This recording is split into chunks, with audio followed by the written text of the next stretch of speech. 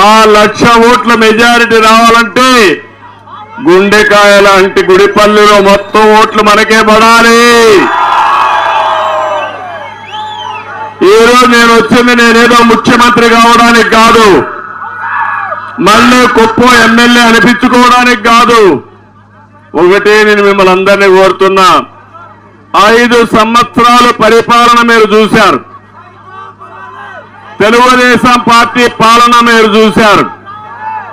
నాలాంటి వాడికి మాజీ ముఖ్యమంత్రిని రాష్ట్రంలో అందరికంటే ఎక్కువ సమయం నేనే ముఖ్యమంత్రి మీ అందరి దయ వల్ల. కుప్పం గర్వపడే విధంగా మీరు నన్ను ఎంపిక చేసుకున్నారు. సమైక్య ఆంధ్రప్రదేశ్ నాదే రికార్డు. మళ్ళీ ఇప్పుడు కూడా అపోజిషన్ లీడర్గా ముఖ్యమంత్రిగా ఇక్కడ కూడా నవ్య ఆంధ్రప్రదేశ్ లో ఉన్నాం. కానీ ఒక్క విషయం మీరు గుర్తుపెట్టుకోండి, నాలాంటి వాడికి రక్షణ లేదంటే తమ్ముళ్ళు మీరు ఒక లెక్క అని మిమ్మల్ని అడుగుతున్నా.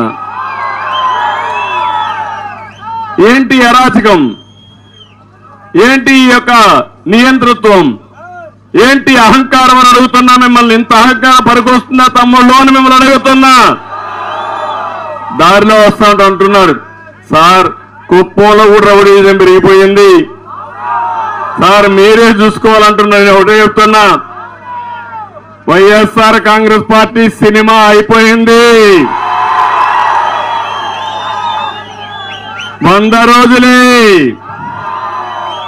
ఇప్పటికే 100 కంటే ఎక్కువ తప్పులు చేశారు. మిడిసి పడద్దండి. ఒకటే చెప్తున్నాం, మీరు చేసిన అవినీతి కక్కిస్తా, అరాచకాలను అణిచివేస్తా, పిచ్చి పిచ్చిగా ఉంటే ప్రజాస్వామ్యం ఏంటో చేసి చూపిస్తారని మరొక్కసారి మీ అందరికీ హామీ ఇస్తున్నా. ఇక్కడే మా పోలీసు సోదరులు అందరూ ఉన్నారు, మీకు కూడా నేనే దిక్కు గుర్తుపెట్టుకోవాలి. మీరు కూడా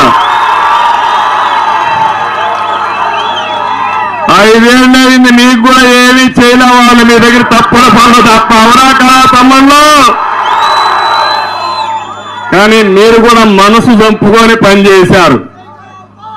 కానీ నేను ఒకటే అంటున్నా, మీ పిల్లలు రాష్ట్రంలో ఉండే ప్రజలకు న్యాయం జరగాలంటే పోలీసు వ్యవస్థ కూడా మారాలి కాదు, ప్రజాస్వామ్యాన్ని కాపాడడానికి మీరు ముందుకు రావాలి.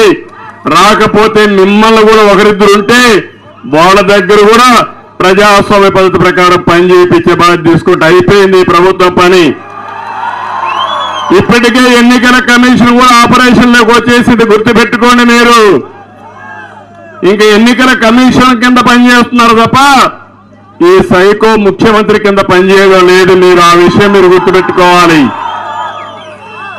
ఎందుకు నేను ఈ విషయం ఆడుతున్నానంటే, ఈ కుప్పంలో 30 సంవత్సరాలు రాకమునుపు నేను వచ్చినప్పుడు మొదటి రోజుల్లో ఆ రోజు అందరూ అనేవాళ్ళు చాలా